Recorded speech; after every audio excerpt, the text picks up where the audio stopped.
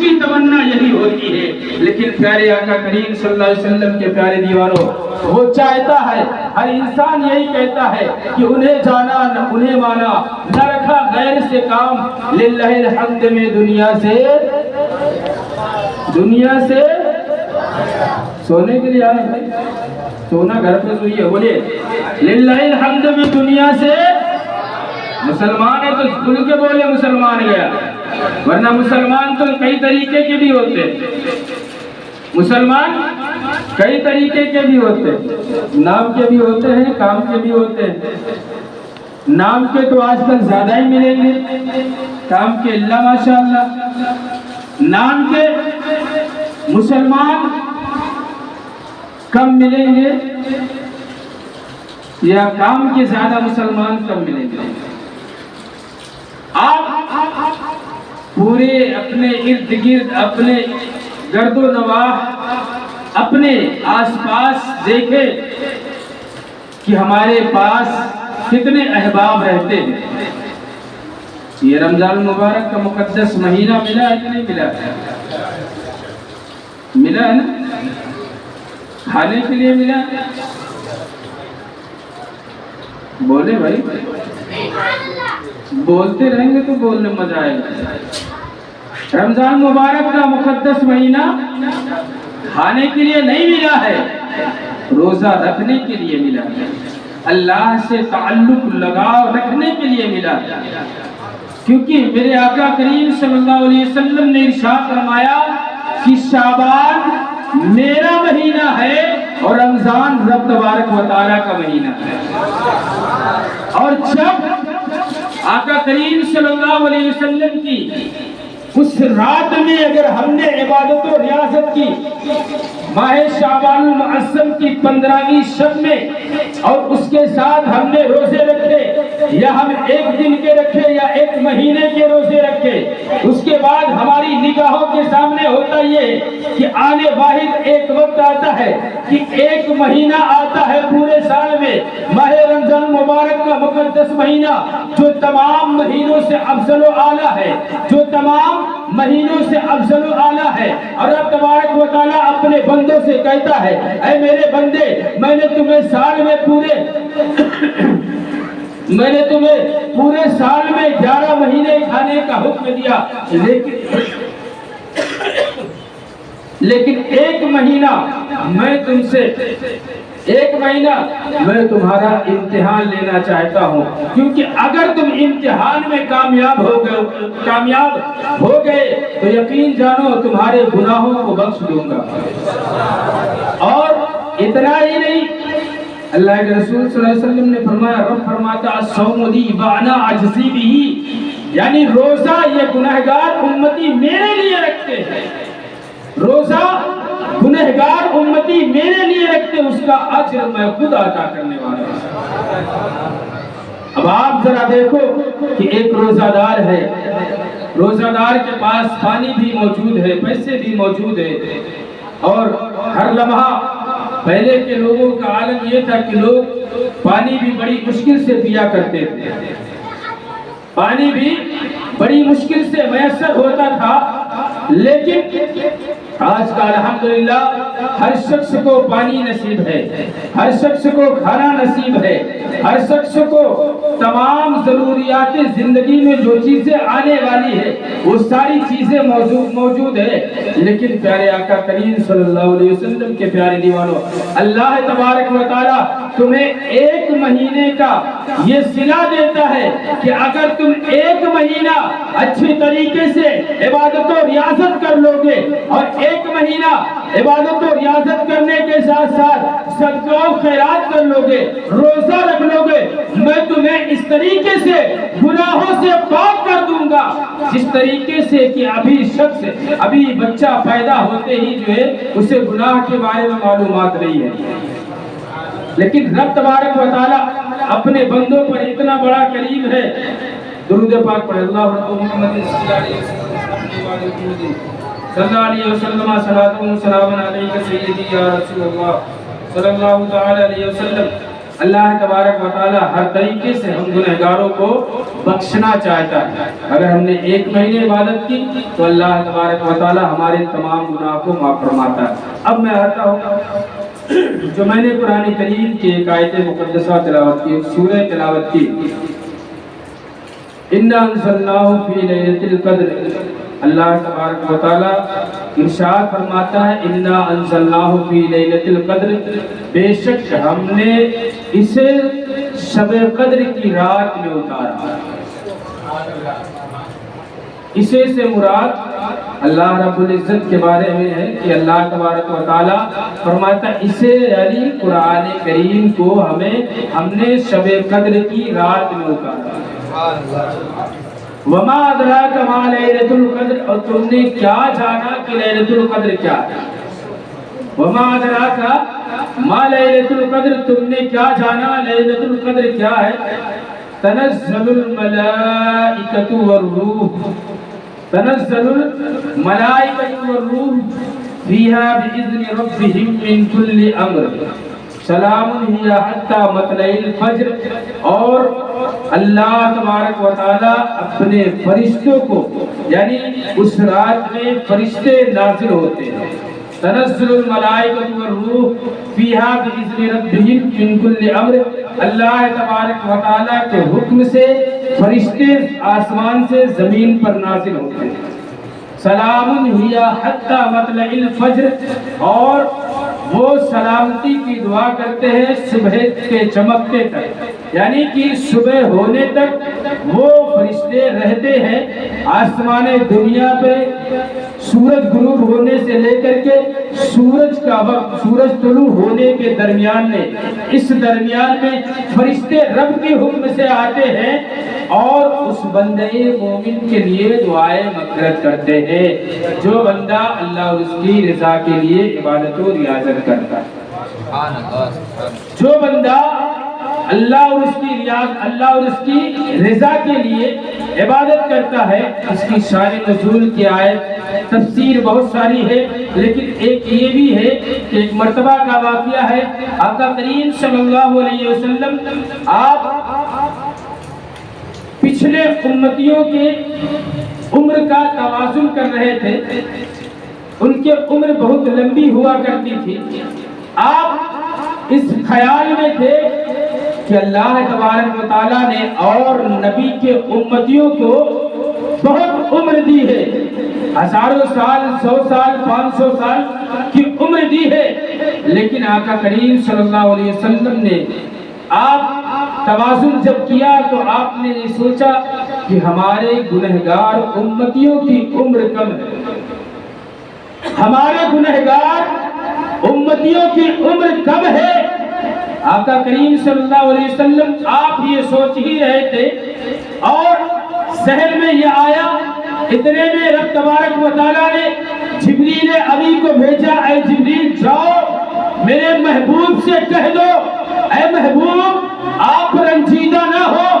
آپ غمگین نہ ہو، میں نے پچھلے نبی کے امتیوں کی عمر کو ہم نے لمبا تو کیا ہے، لیکن اے محبوب آپ رنجیدہ نہ ہو، آپ غمگین نہ ہو، اس لیے کہ ہم نے آپ کی امتیوں کے لیے ایک ایسی خاص رات مقرر کی ہے جو تمام امتیوں کی، پچھلے نبی کے امتیوں کی زندگی سے بڑھ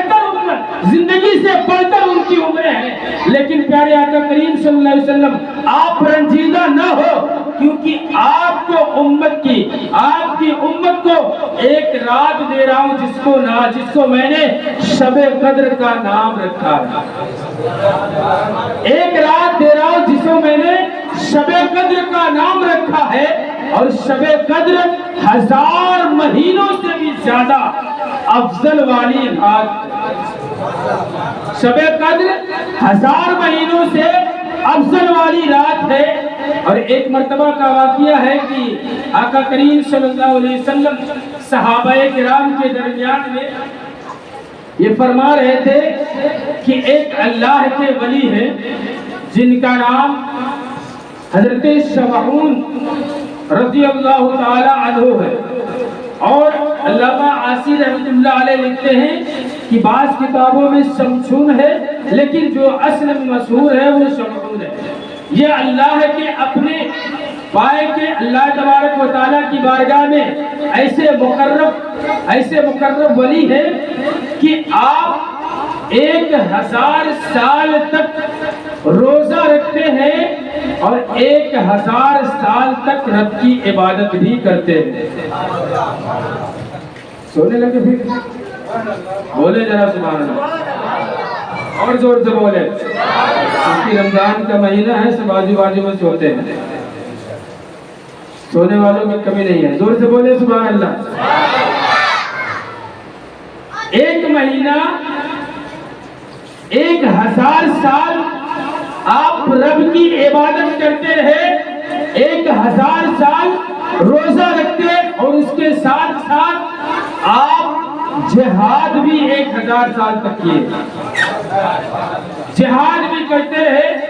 جب آقا کریم صلی اللہ علیہ وسلم نے صحابہ کرام کو بتایا تو صحابہ کرام عرض کرتے یا رسول اللہ صلی اللہ علیہ وسلم، ان کی عمر تو بہت لمبی تھی، ان کی عمر بہت لمبی تھی، ہم لوگوں کی تو بہت کم تھی۔ یہ واقعات آپ نے سنا ہوگا، لیکن یہ واقعات بتانے کا مقصد یہ ہے کہ ہمیں ایک درس ملتا ہے۔ حضرت شمعون اپنے آپ میں اتنے بہادر تھے، اتنے طاقتور تھے کہ اگر 1000 لوگ ان کو گھیرے ہوں تو تنہا اکیلے مقابلے میں کافی تھے۔ کیوں؟ روزہ دار بھی تھے، جہاد بھی کرتے تھے، عبادت و ریاضت بھی کرتے تھے، اور ان کی عبادت میں کمی نہیں ہوا کرتی تھی۔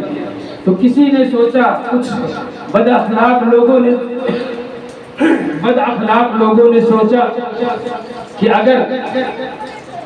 یہ ایسے تو ماننے والے نہیں ہیں، اگر ان پر قابو پانا ہے تو ان کی بیوی سے ملا جائے۔ ان کی بیوی سے جب لوگ ملے تو پیسے کا لالچ دیے، لالچ دینے کے بعد کہے کہ آپ حضرت شمعون کو رسی میں باندھ کر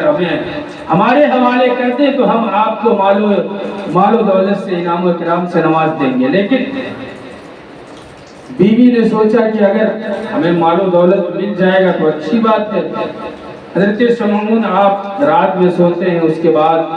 اپنے آپ کو جب صبح ہوتے ہیں اپنے آپ کو بیدار دیکھتے ہیں، بیدار ہونے کے بعد دیکھتے ہیں کہ ہمارا جسم رسیوں سے بندھا ہوا ہے، ہمارا جسم رسیوں سے بندھا ہوا ہے۔ تو آپ نے فرمایا یہ کون کیا ہے؟ تو چالاک بیوی نے کہا کہ میں آپ کو آزما رہی تھی کہ آپ رسی کھول پاتے ہیں کہ نہیں کھول پاتے۔ آپ نے ایک جھٹکا مارا، رسی ٹوٹ کے باہر آ گئی۔ پھر کچھ دنوں کا عرصہ گزرنے کے بعد پھر ایک دن موقع ملا ان کی بیوی کو، اور اس کے بعد اس بیوی نے، چالاک بیوی نے زنجیروں سے ان کے جسم کو جکڑ دیا۔ پھر اس کے بعد حضرت شمعون رضی اللہ تعالیٰ عنہ رحمۃ اللہ علیہ آپ کہتے ہیں کہ آج مجھے کس نے باندھا؟ تو بیوی نے کہا کہ آج میں دیکھنا چاہتی ہوں کہ تمہارے اندر کتنی طاقت ہے۔ پھر آپ نے جھٹکا مارا، پوری زنجیر ٹوٹ کر ٹکڑے ٹکڑے ہو گئی۔ پھر ایک لمحہ ایسا آتا ہے کہ آپ جب یہ زنجیر کی لوہے کو توڑ کر کے کنارے کرتے تو آپ نے باطنی باتوں میں کہہ دیا، اے میری محترمہ، مجھے رب تبارک و تعالیٰ نے اتنی طاقت عطا کی ہے کہ مجھے کوئی بھی چیز ہرا نہیں سکتی سوائے ایک چیز، اگر میرے بال کو کسی نے پکڑ لیا یا باندھ دیا تو وہ چیزیں ہرا سکتی ہیں۔ بیوی کو باطنی باتوں میں ایک راز کی بات مل گئی کہ ان کے بال میں اگر ہم نے بال کو باندھ دیا تو وہ اٹھ نہیں سکتے، لیکن آنے واحد ایک وقت آتا ہے کہ پھر موقع ملتا ہے تو ان کی بیوی نے پھر آپ کو بال سے باندھ دیا۔ اب زنجیر نہیں لگائی، رسی نہیں لگائی، بال سے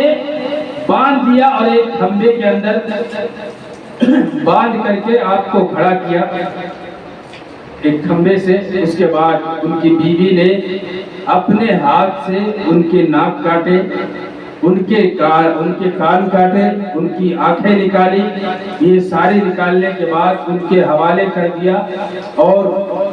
وہ لوگ مالو انعام تو دیے، لیکن اللہ تبارک و تعالیٰ کا ایسا قہر ہوا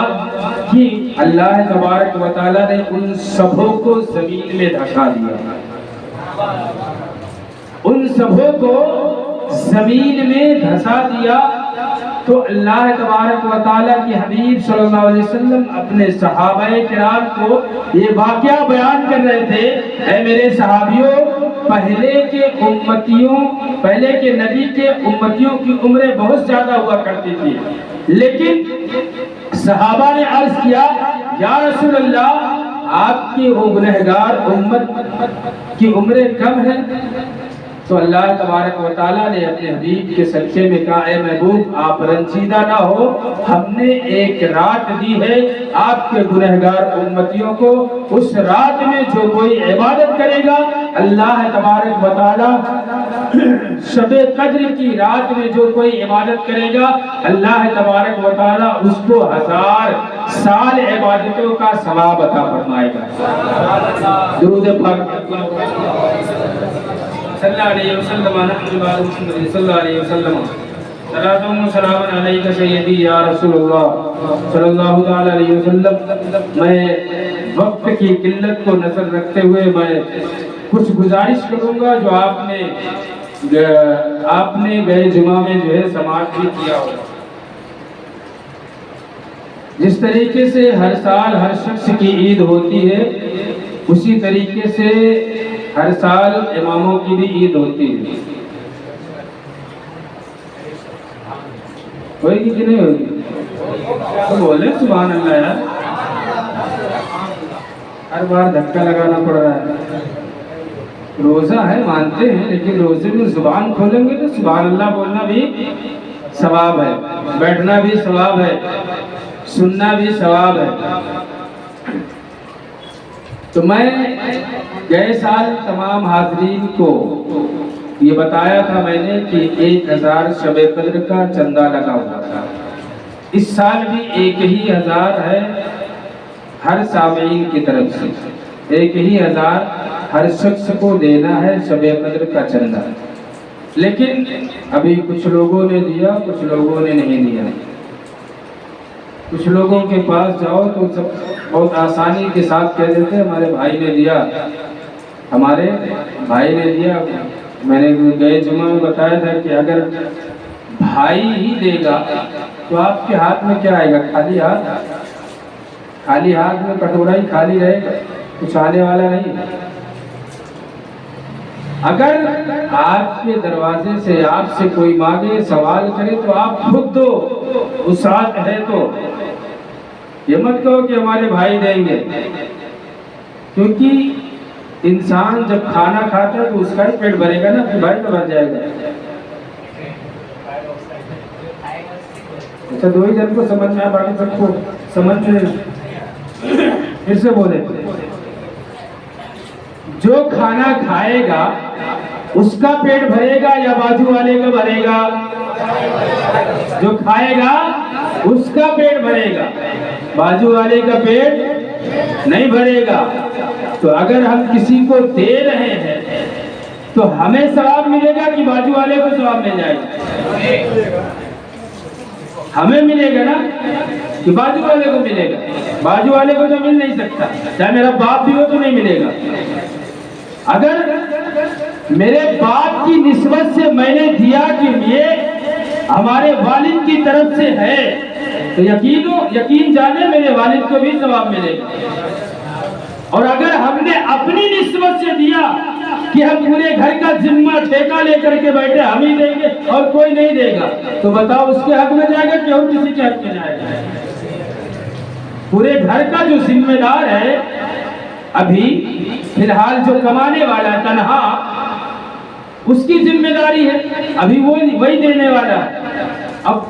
اس کے گھر میں کوئی اور کمانے والا ہے تو یہاں سے بٹنا شروع ہو جاتا ہے۔ تنہا اگر باپ ہے تو پورے پریوار کو سنبھال کے چلتا ہے، ہر کسی کے نام پہ نکالتا، ایسا نہیں کہ صرف اپنے ہی نام پہ نکالتا۔ باپ بھی اگر سمجھدار ہے تو بیوی کے نام پر الگ کرے گا، بچوں کے نام پر الگ کرے گا، اور یہاں تک کہ اگر باپ بھی اس دنیا سے چلے گئے ان کے نام پر بھی الگ کرے گا، کیونکہ ہمارے باپ کو بھی ثواب مل جائے گا۔ یہ سوچ کر انسان نکالتا ہے، لیکن ہمارا نظریہ یہ ہے کہ آج ہم بچا کر کے رکھ رہے ہیں، پھر بھی ہمارے پاس بچنے کی امید نہیں، کہیں نہ کہیں سے جانے والا، کہیں نہ کہیں سے چلا جاتا ہے، یا تو ڈاکٹر کے پاس، یا ہاسپٹل میں، یا پھر سڑک پر، یا پھر سڑک کے نیچے، یا گاڑیوں کے نیچے، یا کہیں نہ کہیں انسان کا چلا جاتا ہے۔ آپ تصور نہیں کر سکتے، لیکن حقیقت اگر آپ صحیح معنوں میں مال کی زکات، صدقہ و خیرات کرتے ہیں، آپ کا مال 1 روپے برباد نہیں ہونے والا، 1 روپے برباد نہیں ہونے والا، کیونکہ وہ مال اللہ تبارک و تعالیٰ کی نگہبانی میں۔ تو میں آپ سب سے گزارش کروں گا، کتنے لوگوں نے شب قدر کا چندہ دیا ہے، ذرا اپنے ہاتھوں کو بلند کر لیں۔